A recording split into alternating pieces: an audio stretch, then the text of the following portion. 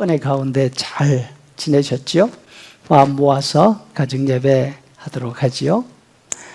하늘에 계신 우리 아버지, 아버지의 이름을 거룩하게 하시며 아버지의 나라가 오게 하시며 아버지의 뜻이 하늘에서와 같이 땅에서도 이루어지게 하소서.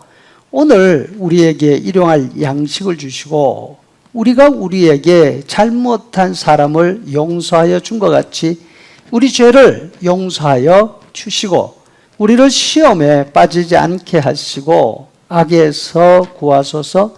나라와 권능과 영광이 영원히 아버지의 것입니다. 아멘.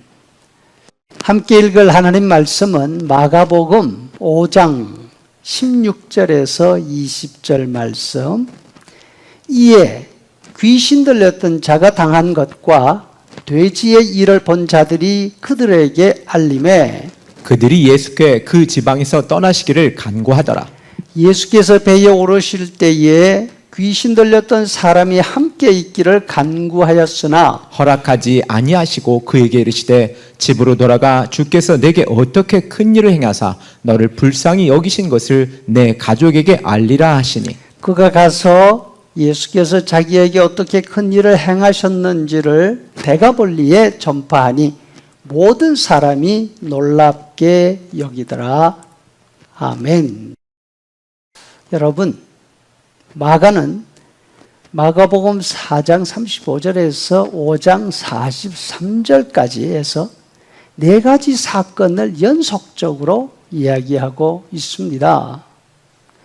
갈릴리 바다, 바람과 파도, 그래서 귀신 들린 사람, 회당장 야이로의 딸, 12년 부인병을 앓고 있는 여인, 이 네 가지 사건은 일어난 장소가 다 다릅니다. 바람과 파도는 베스다에서 고라사를 건너가는 도중 밤중에 바다에서 일어난 일입니다. 귀신 들린 사람 이야기는 갈릴리 바다 남동쪽에 있는 그라사 지방에서 일어났습니다. 이곳은 데가볼리라고도 하는데 유대인이 없는 이방인 지역이었습니다. 유대인들이 부정한 동물로 여기는 돼지를 방목하고 있었고 다스리는 왕도 달랐습니다. 회당장 야이로와 오랫동안 부인병을 앓고 있는 여인은 가브나움에 살고 있었습니다. 회당장은 한 회당의 책임자로 유대인들 가운데서도 지위가 있는 사람이었습니다. 여인은 그에게 재산이 있었던 점으로 미루어 보아서 원래 평민 이상의 지위를 가지고 있었던 사람이었던 것 같습니다. 이처럼 인종도 다르고 성별도 다릅니다. 사는 지역도 다르고 지위도 다릅니다. 그런데 이 사람들에게 한 가지 공통점이 있었습니다. 그것은 바로 죽음의 위기였던 것입니다. 바다에서 바람과 파도를 맞은 제자들이 이렇게 말합니다. 선생님이요, 우리가 죽게 된 것을 돌보지 아니하시나이까. 그래서 귀신 들린 사람은 무덤 속에서 살고 있었습니다. 참 이상하죠? 무덤 속은 죽어 있어야지 살고 있습니다. 야이로는 딸의 사정을 이렇게 말합니다. 내 어린 딸이 죽게 되었습니다. 부인병을 가진 여인은 병을 치료할 수 있는 희망이 남아있지 않았습니다. 또 그렇게 할 여력도 없었습니다. 많은 의사에게 많은 괴로움을 받았고 가진 것도 다 허비하였지만 병은 오히려 더 심해졌다. 하지만 여러분, 이들 가운데 한 사람도 죽지 않았습니다. 다 살았습니다. 제자들은 무사히 바다 건너편에 닿았습니다. 귀신 들린 사람은 한 부대나 되는 귀신이 나갔습니다. 옷을 단정하게 차려입고 스스로 무엇을 해야 하는지 의사결정을 할 수 있는 상태까지 회복되었습니다. 회당장의 딸은 장례식을 치르던 가운데 다시 살아났습니다. 먹을 음식을 줘야 할 정도로 회복되었습니다. 여인은 12년 끌어오던 병에서 완전히 노임을 받았지 않습니까? 기적입니다. 우연히 일어난 한 번의 사건이 아니라 연속적으로 일어났습니다. 기적이 연속적으로 일어나면 그것은 기적이 아닙니다. 일상이지요. 죽음이 공통부모였던 이들에게 또 다른 공통부모가 생겼습니다. 새로운 생명이죠.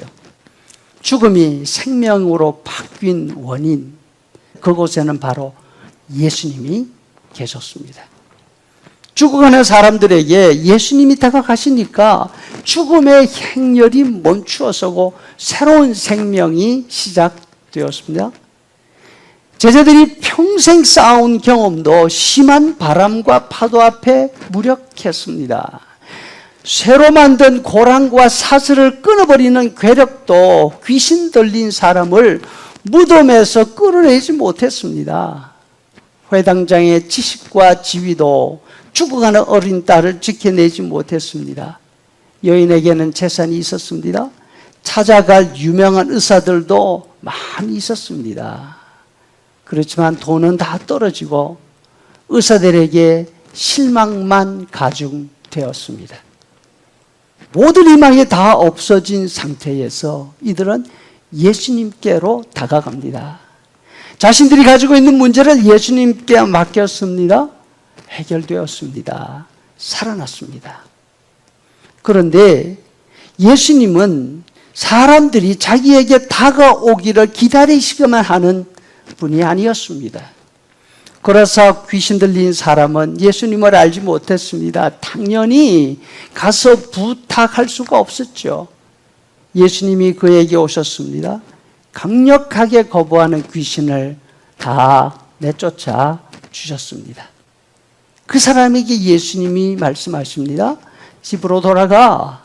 주께서 너에게 어떻게 큰 일을 행하사 너를 불쌍히 여기신 것을 알리도록 해라. 여러분, 이 네 사람 가운데 우리는 누구와 같은 은혜를 입었습니까? 우리가 받은 은혜는 바로 귀신 들린 사람이 받은 것과 같습니다. 예수님을 먼저 알고 예수님을 찾아간 것이 아니지 않습니까? 예수님이 우리를 먼저 찾아주셨습니다.